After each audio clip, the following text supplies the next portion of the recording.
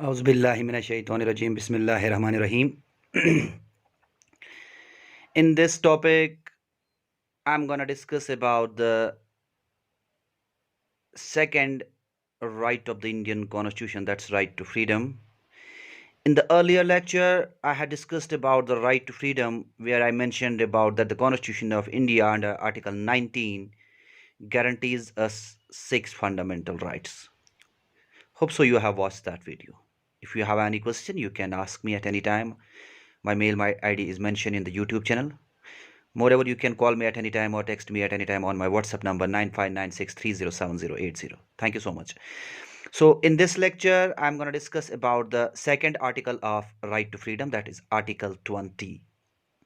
Now we will try to understand what is Article 20 all about. Remember, dear students, this article is much interesting, where you will come to know about for the protection of yourself, that how does the constitution provides the rights to the individual through which the individual can protect himself or herself. In this article we will discuss about first what is law. So law क्या होता है?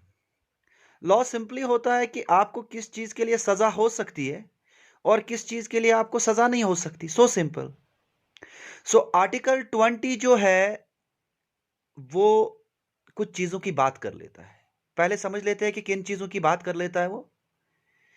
Article 20 provides protection in respect of conviction of for offense. That's no person shall be convicted of any offense which was not violation of law.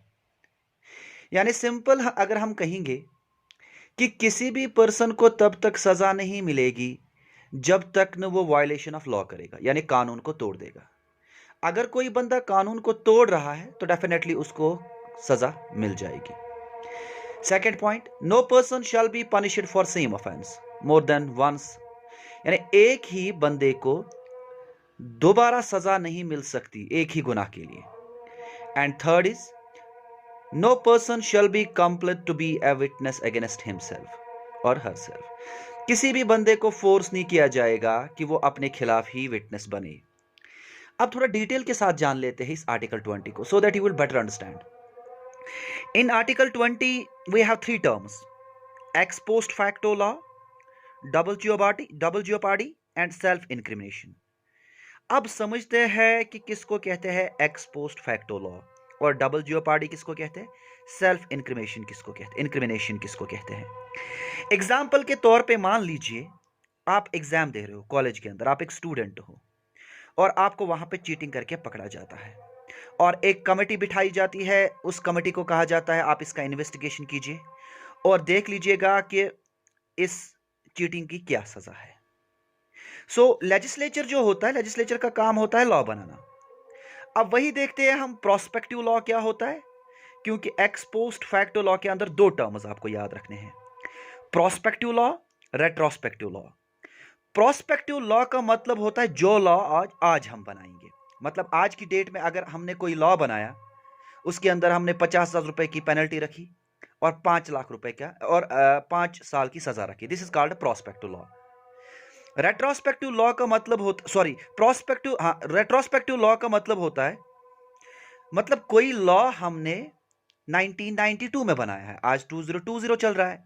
1990 में या 1996 previous years में अगर हमने कोई law बनाया है, उसको हम कहते हैं रेट्रोस्पेक्टिव लॉ. अब ऑफेंस की बात करते हैं, सजा की बात करते हैं. एग्जाम्पल के तौर पे ए इज ए इंडिविजुअल. उसने कोई जुर्म किया है, उसने वो जुर्म किया है एग्जाम्पल के तौर पे आज की डेट में. सो आज की डेट में जो कॉन्स्टिट्यूशन के अंदर लिखा होगा उसकी सजा, उसकी पेनल्टी उसको वही मिलेगी. This called prospective law. और रेट्रोस्पेक्टिव लॉ का मतलब, अगर कोई बंदा आज गुनाह कर रहा है या कोई गलत कर रहा है, कोई ऑफेंस कर रहा है, सो अगर उसको जो सजा मिलेगी, उसको सजा आज की डेट से मिलेगी, पुराने वाले डेट से नहीं मिलेगी. पुराना डेट अगर ऐसा होता 10 साल की सजा, 5 लाख का जुर्माना, नहीं, वैसा नहीं होगा. रेट्रोस्पेक्टिव लॉ के हिसाब से सजा नहीं मिलती, प्रोस्पेक्टिव लॉ के हिसाब से सजा मिलती है. हमेशा याद रखिएगा। ऑफेंस के ऊपर जो पेनल्टी लग जाती है, जो पनिशमेंट आपको लग जाता है, वो रेट्रोस्पेक्टिव लॉ के हिसाब से आपको लग जाएगा। वो प्रोस्पेक्टिव लॉ से आपको लग जाएगा, not in the retrospective law. Retrospective law क्या होता है? वो ओल्ड लॉज होते हैं जो पुराने हिसाब से बनाए गए थे। थोड़ा और क्लियर कर देता हूं मैं आपको कि किसको कहते हैं prospective law and retrospective law. Example के तौर पे आज एक इंडिविजुअल है, उसने गुनाह किया है। उसने जो गुनाह किया है उसकी सजा 5 साल है, 5 करोड़ का जुर्माना है। उसको वो 5 करोड़ देने होंगे और साथ में उसको 5 साल की सजा होगी। सो उसको जो सजा मिली है प्रोस्पेक्टिव लॉ के हिसाब से मिली है। आज ये कानून चल रहा है। रेट्रोस्पेक्टिव लॉ, आज से 20 साल पहले यही गुनाह जो था इसकी कुछ अलग सजा थी, मतलब 20 साल या 300 करोड़ की सजा, तो उसको वो पेनल्टी नहीं देनी होगी, उसको वो वाली सजा नहीं मिलेगी, उसको आज के हिसाब से सजा मिलेगी। होप सो कि अंडरस्टूड। एक केस पढ़ते हैं। एक केस स्पेशल केस है इसके अंदर, इस एक्स पोस्ट फैक्टो लॉ के अंदर, Kedarnath versus state of West Bengal 1947। मान लीजिएगा कि एक बंदे ने गुनाह किया है। अब जब उसने गुनाह किया है 1949 में, तो 1949 में जो लॉ था उसी के हिसाब से सजा उसको मिलेगी। लेकिन अब उसका ट्रायल चल रहा था, अभी सजा नहीं मिली उसको, और इस वाले लॉ में चेंज आ गई। सो अब ये केस सुप्रीम कोर्ट के पास पहुंच गया। सुप्रीम कोर्ट ने कहा सिंपली कि ये जो बंदा है इसको, ये अमेंडमेंट जो अमेंडमेंट हुआ है, यानी सिंपली आज जो लॉ बनाया गया है, इसको आज के लॉ से हिसाब से सजा नहीं मिलेगी। इसने गुनाह पहले ही किया है, उस समय का जो लॉ है उसी के हिसाब से इसको सजा मिलेगी। दूसरा जो पॉइंट है इसके अंदर, that is the double jeopardy. Double jeopardy का एक बहुत अच्छा एग्जांपल है, एक केस है इसके अंदर, Thomas versus state of Punjab. इसके अंदर 3 चीजें होती है, याद रखिएगा। Offence accused, prosecution, punishment. यानी किसी ने कोई गुनाह किया हो, उसका प्रोसिक्यूशन चल रहा है कोर्ट के अंदर, उसका पनिशमेंट सुनाया गया हो, सो तब वो सेफ्टी ले सकता है, तब वो प्रोटेक्शन ले सकता है, उसको दूसरी सजा नहीं हो सकती। सिर्फ कंडीशन ये है कि उसको पनिशमेंट हुआ होगा, उसका प्रोसिक्यूशन चल रहा होगा, और तब वो अपने आप को बचा सकता है। उसको डबल सजा नहीं, डबल जियोपार्डी का मतलब होता है 2 बार सजा देना है ऑफेंस के लिए। सो ये तो था ये केस। उसके बाद याद रखिएगा एक और केस है जिसको हम कहते हैं, एक क्लासिक केस है, मकबूल वर्सेस स्टेट ऑफ मुंबई। एक बंदा हुआ करता था, वो अमेरिका जाता था, तो उसके हिसाब से वो गोल्ड का बिजनेस किया करता, उसका सारा गोल्ड सीज हो गया, इलीगल गोल्ड था। फॉरेन एक्सचेंज रेगुलेशन एक्ट के द्वारा उसको सजा दी गई। अब वो अपनी प्रोटेक्शन चाहता था। जब वो सुप्रीम कोर्ट के पास पहुंच गया, उसने सुप्रीम कोर्ट से कह दिया कि मुझे सजा नहीं मिल सकती क्योंकि मुझे फॉरेन एक्सचेंज रेगुलेशन एक्ट के द्वारा सजा मिल चुकी है। तो सुप्रीम कोर्ट ने क्या कह दिया, जनाब सजा देने वाली जो बॉडी होती है that is the judicial authority, and foreign exchange regulation act is a quasi judicial authority, not fully judicial authority. Quasi का मतलब होता है हाफ। याद रखिएगा, क्वाजी जुडिशियल अथॉरिटी के अंदर वकील भी होंगे, लेकिन कभी सिविल सर्वेंट भी एक्ट एज ए जज करेगा, ट्रिब्यूनल्स जैसे होते हैं। सो उसको सुप्रीम कोर्ट ने कहा आपको सजा होगी, क्योंकि आपका जो सजा है वो जुडिशियल अथॉरिटी डिसाइड करेगी, एंड आपका सजा भी फॉरेन एक्सचेंज रेगुलेट एक्ट ने डिसाइड किया है। यू आर नॉट प्रोटेक्टेड, आपको सजा मिलेगी as per the judicial authority, not by the quasi judicial authority.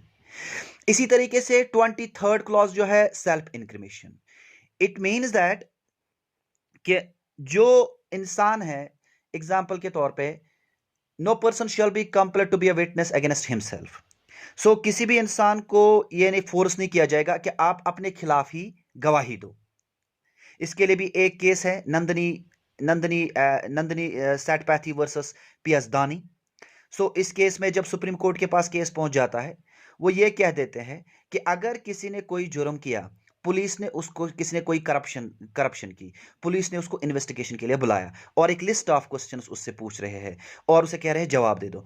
सो अगर उस क्वेश्चन के अंदर उस क्रिमिनल को या उस एक्यूज्ड को ऐसा लग रहा है कि अगर मैं कुछ सवालों का जवाब दूं इससे मैं फंस जाऊं, वो क्वेश्चन नहीं बता सकता या नहीं बता सकती, वो अपनी सेफ्टी ढूंढ लेगा या अपनी सेफ्टी। सो वो कोशिश नहीं करेगी उन सवालों का जवाब देना जिससे वो फंस सकता है। तो सुप्रीम कोर्ट ने इस चीज को डिक्लेयर क्लियर मतलब कहा है कि हाँ, वो अपनी सेफ्टी के लिए अगर उसको लग रहा है कि अगर मैं कुछ बातें कहूं उससे मुझे नुकसान हो सकता है, उससे मुझे सजा हो सकती है, तो मैं क्यों अपने खिलाफ खुद ही witness बनूं।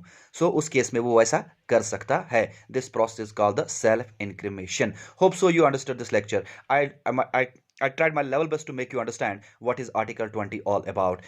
So before concluding my topic, I'm requesting my all well-wishers, do not forget to subscribe my channel. The name of my channel is Oshin's Education, Origin of Creative Energies and Neuroscience, started by Dar Shaukat, and do not forget to press on the bell icon. Thank you so much.